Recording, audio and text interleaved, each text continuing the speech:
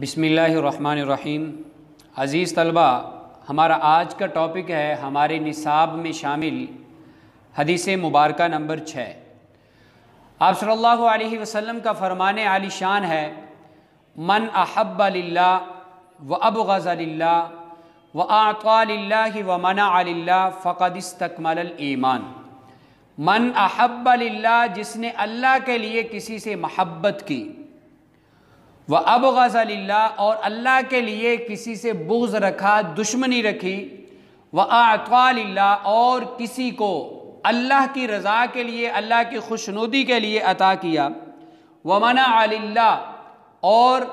اللہ کے لیے کسی سے ہاتھ روکا یعنی دینے سے وہ رک گیا، فَقَدِ اسْتَكْمَلَ الْإِيمَانِ، تو اس شخص نے اپنا ایمان مکمل کر لیا۔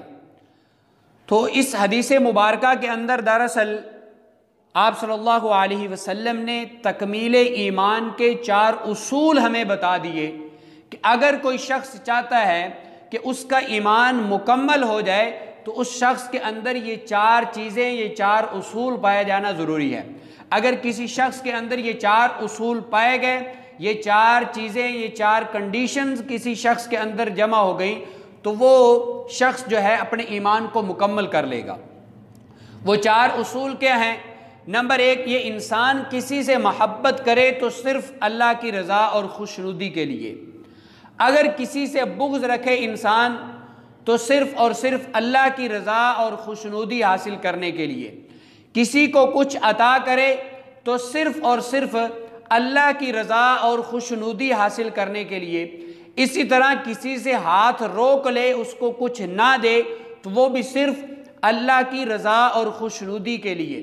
تو حضور اکرم صلی اللہ علیہ وسلم نے ان 4 اعمال کو ایمان کی تکمیل قرار دیا ہے۔ تو اللہ تعالیٰ چونکہ انسان سے محبت رکھتے ہیں، 70 ماؤں سے زیادہ محبت کرنے والے ہوتے ہیں اللہ تعالیٰ، تو اب انسان کا بھی حق بنتا ہے، انسان پر فرض ہے کہ وہ اپنی تمام تر محبتوں اور الفتوں کا مرکز جو ہے وہ اللہ تعالیٰ کو بنائے۔ انسان کی تمام تر محبتوں کا فوکس جو ہے وہ اللہ تعالیٰ کی ذات پر ہونا چاہیے۔ اور پھر اس محبت کا تقاضا یہ ہے کہ اگر انسان دنیا میں کسی سے محبت کرتا ہے تو صرف اللہ کے لیے، کسی سے محبت کرے تو اس لیے کہ چونکہ اللہ تعالیٰ اس شخص سے محبت کرتا ہے، یہ بندہ اللہ کا نیک بندہ ہے، یہ نمازی بندہ ہے، یہ پرہیزگار بندہ ہے، یہ متقی بندہ ہے، اس وجہ سے اگر انسان کسی سے محبت کرتا ہے تو یہ محبت اللہ کے لیے ہوگی۔ اور پہلی بات تو یہ، کسی سے بغض رکھنا ہی نہیں چاہیے انسان کو۔ لیکن اگر کسی سے بغض رکھے تو اس شخص سے بغض رکھے جس سے اللہ تعالیٰ بغض رکھتا ہے، جس کو اللہ تعالیٰ ناپسند کرتا ہے، جس کو رسول اللہ صلی اللہ علیہ وسلم ناپسند کرتے ہیں۔ جو شخص اسلام کا بھی دشمن ہے، اللہ کا بھی دشمن ہے، رسول اللہ صلی اللہ علیہ وسلم کا بھی دشمن ہے، تو اس سے بغض رکھے، اور یہ بغض بھی پھر اللہ کے لیے ہونا چاہیے، کوئی اور دنیاوی مقصد نہ ہو۔ اسی طرح جس شخص نے اللہ کے لیے عطا کیا، یعنی اس کی جو نیت ہے وہ شہرت پسندی نہیں ہے، اس کی نیت یہ نہیں ہے کہ لوگ مجھے سخی کہیں گے، ریاکاری نہیں ہے، یا کوئی اور دنیاوی مقصد اس کا نہ ہو اس کے ذہن کے اندر، تو ایسا عطا کرنا کہ جس کا مقصد صرف اور صرف غرض صرف اور صرف اللہ تعالیٰ کی خوشنودی اور رضا ہو، تو ایسا عطا کرنا، ایسا دینا، یہ اللہ کی رضا کے لیے ہوگا، اللہ کے لیے ہوگا خالصتاً۔ اور اسی طرح انسان کسی کو دینے سے ہاتھ روک لیتا ہے، کسی کو اس لیے نہیں دیتا کہ یہ بندہ اللہ کا دشمن ہے، میرا دیا ہوا پیسہ یہ بندہ غلط کاموں میں لگائے گا، یہ نشے کی مثال کے طور پہ کوئی چیز خرید کر نشہ کرے گا،